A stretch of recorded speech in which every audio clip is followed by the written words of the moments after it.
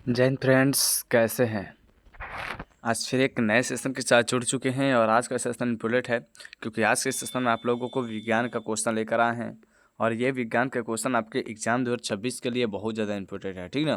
तो जो भी बच्चे आज की क्लास देख रहे हैं उन लोगों के लिए आज की क्लास बहुत ज़्यादा इंपॉर्टेंट है। अगर आप लोग इसको लास्ट तक बन के देख लेते हैं अगर इस क्लास को लास्ट तक बन के देख लेते हैं तो आप लोगों को 3 से 4 नंबर का क्वेश्चन आपके एग्जाम में यहाँ से जरूर रहेगा क्योंकि ये सारा के सारा क्वेश्चन इम्पोर्टेंट है, ठीक ना। चलिए देख लेते हैं 2 नंबर क्वेश्चन क्या कह रहा है। 2 नंबर क्वेश्चन कह रहा है कि आयोडीन युक्त नमक है। ए में कह रहा है NaCl प्लस KiO3, बी में कह रहा है NaCl प्लस KI, सी में कह रहा है ए और बी दोनों और डी में कह रहा है इनमें से कोई नहीं। तो इसका राइट आंसर क्या हो जाएगा? राइट आंसर सी हो जाएगा, ठीक ना। राइट आंसर सी, ए और बी दोनों। चलिए देख लेते हैं 3 नंबर प्रश्न। कह रहा कि मिश्र धातु जिसमें 90% कॉपर और 10% एसएन यानी टीन है, इसका नाम क्या है? ए में कह रहा है सोल्डर, बी में कह रहा है पीतल, सी में कह रहा है कि जर्मन सिल्वर, डी में कह रहा है कांसा। तो इसका राइट आंसर क्या होगा? इसका राइट आंसर डी हो जाएगा, ठीक ना, कांसा।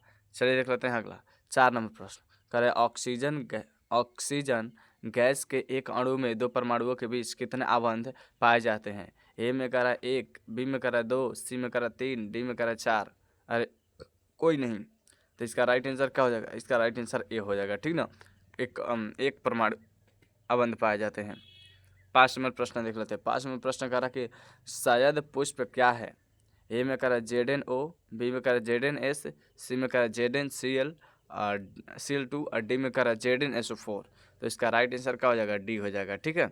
चलिए देख लेते हैं अगला प्रश्न। ये वीडियो बहुत ही छोटा रहेगा पर इम्पोर्टेंट रहेगा, ठीक ना। तो सारे बच्चे जितने भी नए बच्चे हैं एक बार आप लोग चैनल को सब्सक्राइब कर लीजिए और वीडियो को लाइक सारे बच्चे कर देंगे, ठीक ना। सारे बच्चे वीडियो को लाइक कर देंगे और सारे बच्चे जितने भी नए बच्चे हैं चैनल को सब्सक्राइब कर लेंगे। देखिए 6 नंबर प्रश्न क्या कर रहा है। कह रहे उच्च वसीय अम्लों के सोडियम लवण कहलाते हैं। उच्च वसीय अम्लों के सोडियम लवण कहलाते हैं। ए में कह रहा है रबर, बी में कह रहा है प्लास्टिक, सी में कह रहा है साबुन, डी में कह रहा है अपमार्जक। तो इसका राइट आंसर सी हो जाएगा, ठीक ना। राइट आंसर सी हो जाएगा। चलिए देख लेते हैं 7 नंबर प्रश्न।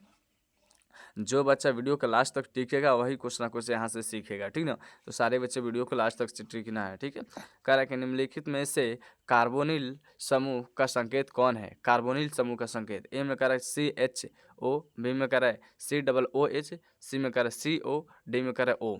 तो इसका राइट आंसर क्या हो जाएगा? इसका राइट आंसर बी हो जाएगा, ठीक ना। चलिए देख लेते हैं 8 नंबर प्रश्न। 8 नंबर प्रश्न का निम्नलिखित कार्बनिक यौगिक में कौन सा यौगिक एल्काइन है? ए में कह रहा है एथीन, बी में कह रहा है मेथेन, सी में कह रहा है एसिटिलीन, डी में कह रहा है क्लोरोफॉर। तो इसका राइट आंसर डी हो जाएगा, ठीक ना, क्लोरोफॉर। चलिए देख लेते हैं 9 नंबर प्रश्न। कह रहा है कि पोटेशियम की परमाणु संख्या 19, इसकी संयोजकता होगी। यदि पोटेशियम की परमाणु संख्या 19 है तो इसकी संयोजकता कितना होगी? ए में कह रहा है 1, बी में कह रहा है 2, सी में कह रहा है 3, डी में कह रहा है 4। सारे बच्चे आप लोग को ये थोड़ा सा हम आप लोग को टाइम भी देते हैं, इसका आंसर आप लोग दीजिए कमेंट बॉक्स में, ठीक है।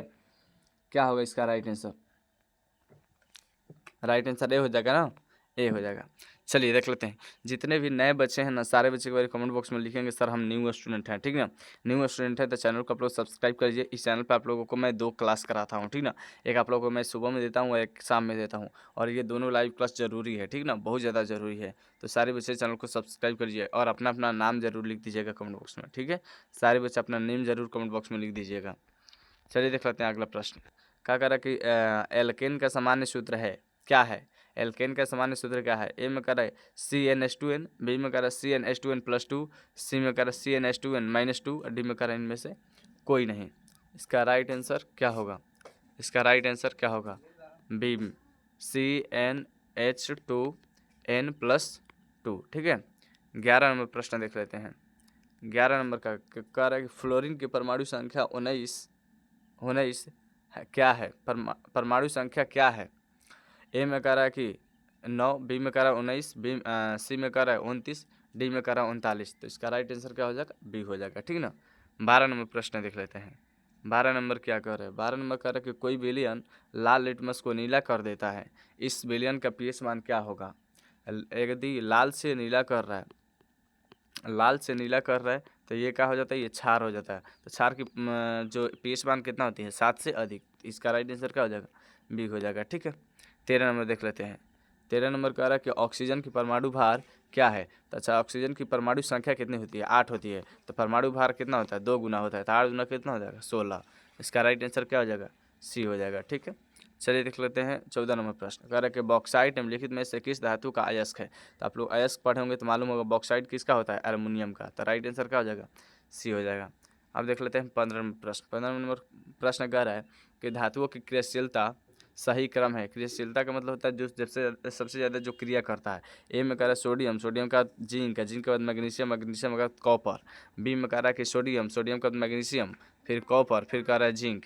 सी में कह रहा है कि मैग्नीशियम, सोडियम, जिंक, कॉपर। ठीक है, उसके बाद देख लेते हैं डी नंबर में कह रहा है कि सोडियम, सोडियम के बाद मैग्नीशियम, मैग्नीशियम के बाद जिंक है, जिंक के बाद कॉपर। तो इसका राइट आंसर क्या हो जाएगा? डी हो जाएगा, क्योंकि सबसे ज़्यादा सोडियम होता है, उसके बाद मैग्नीशियम होता है, फिर जिंक होता है, उसके बाद कॉपर होता है। ठीक ना, इसका राइट आंसर डी हो जाएगा।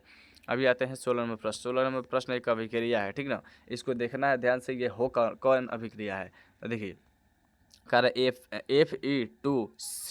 FeTO3 प्लस 2LAl से बन रहा है Al2O3 प्लस 2Fe। तो ध्यान दीजिए, यहाँ पे ऑक्सीजन के साथ क्या है? Fe है, लेकिन यहाँ पे ऑक्सीजन के साथ क्या है? O है।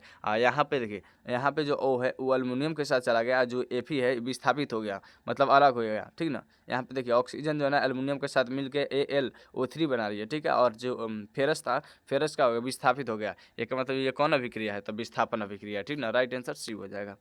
चलिए देख लेते हैं अगला प्रश्न। 17 नंबर प्रश्न कह रहे हैं कि कार्बन और हाइड्रोजन के संयोग करके क्या बनाता है? तो कार्बन और हाइड्रोजन आपस में सहयोग करता है। कार्बन और हाइड्रोजन आपस में सहयोग करेगा ना, तो हाइड्रोकार्बन बनाता है। क्या बनाता है? हाइड्रोकार्बन। अम्लराज, हैलोजन ये नहीं बनाता है, अम्लराज भी नहीं बनता, रासायनिक यौगिक नहीं। क्या बनाता है? हाइड्रोकार्बन बनाता है। ठीक है, चलिए देख लेते हैं 18 नंबर प्रश्न। 18 नंबर प्रश्न क्या कर रहे हैं? 18 नंबर प्रश्न कह रहा है कि बोरान एवं एल्युमिनियम आवर्त सारणी के किस वर्ग के तत्व है? तो आप लोग बताइए, बोरान, ठीक है, और एल्युमिनियम यानी Al, बताइए किस वर्ग के तत्व है? तो इसको याद रखना आप लोगों को, वर्ग 13 के तत्व हैं, वर्ग 13 के तत्व हैं। ठीक है, 19 नंबर देख लेते हैं। 19 नंबर क्या कर रहे हैं? 19 नंबर करके मूत्र का पीला रंग किस वर्णक के कारण होता है? तो जो पेशाब का रंग होता है मूत्र का, उसका रंग पीला क्यों हो जाता है? तो याद रखना है, यूरोक्रोम की वजह से। किसकी वजह से? यूरोक्रोम की वजह से। इसका राइट आंसर क्या हो जाएगा? बी हो जाएगा। ठीक ना, चलिए देख लेते हैं 20 नंबर प्रश्न। 20 नंबर प्रश्न कह रहा है कि बाघ उपभोक्ता है। ए में कह प्रथम पोषी स्तर का, बी में कह रहा है द्वितीय पोषी स्तर का, सी में कह रहा है तृतीय पोषी स्तर का, डी में कह रहा है इनमें से कोई नहीं। तो याद रखना, जो बाघ होता है ना पूरा मांसाहारी होता है, तो तृतीय में चला जाता है। तृतीय में चला जाता है। ठीक है, प्रथम में कौन आ जाता है? सर जी, बकरी आ जाती है, फिर आप लोग गाय आ जाते हैं, जो प्रथम श्रेणी में जाते हैं। ठीक ना, चलिए देख लेते हैं अगला प्रश्न। 21 नंबर प्रश्न क्या कर? 21 नंबर करके पीत रस कहाँ से स्रावित होता है? ए में कह छोटी आंत से, बी में कह यकृत से, सी में कह अग्नाशय से, डी में कह ग्रहणी से। तो इसको याद रखना है, यकृत से। ठीक ना, पित्त रस कहाँ स्रावित होता है? यकृत से। मानव शरीर का सबसे बड़ी ग्रंथि क्या है? यकृत है। यकृत का वजन कितना होता है? तो 1.5 kg लगभग होता है। ठीक ना, ये सारा चीज़ आप लोगों को याद रखना है। ठीक है, चलिए देख लेते हैं 22 नंबर प्रश्न। 22 नंबर प्रश्न क्या कर? मनुष्य बिल्ली तथा चमगादड़ के अग्रपाद हैं। ए में कर समजात अंग, बी में कर असमजात अंग, सी में कर अवशेष अंग, डी में कर इनमें से कोई नहीं। तो याद रखना है समजात अंग। मनुष्य, बिल्ली और चमगादड़ के जो अग्रपाद है ना एक जैसा मिलते हैं, नहीं समजात अंग हो जाएंगे। चलिए देख लेते हैं 23 नंबर प्रश्न। कह कि निम्नलिखित में से कौन पुनरुद्भवन का उदाहरण है? ए में कह हाइड्रा, बी में कह मेढक, सी में कह गाय, डी में कह इनमें से कोई नहीं। तो पुनरुद्भवन का उदाहरण बताएगा तो बता देंगे हाइड्रा। ठीक ना, चलिए देख लेते हैं 24 नंबर प्रश्न। 24 नंबर प्रश्न कह किसी जीव की जीनी संरचना कहलाती है? ए में कह कि जीनोटाइप, बी में कह कि फिनोटाइप, सी में कह विभिन्नता, डी में कह आनुवंशिकता। इसका राइट आंसर क्या हो जाएगा? इसका राइट आंसर ए हो जाएगा। ठीक है, जीनोटाइप। देख लेते हैं 25 नंबर। 25 नंबर क्वेश्चन कर किस दर्पण की फोकस दूरी चिन्हों की परिपाटी के अनुसार ऋणात्मक मानी जाती है? ए में कह समतल दर्पण, बी में कह अवतल दर्पण, सी में कह उत्तल दर्पण, डी में कह इनमें से कोई नहीं। तो इसका राइट आंसर क्या हो जाएगा? बी हो जाएगा। ठीक ना, इसका राइट आंसर बी हो जाएगा। आप लोगों को ये 25 तक क्वेश्चन कराएं। ठीक ना, आप लोगों को ये 25 तक क्वेश्चन का है।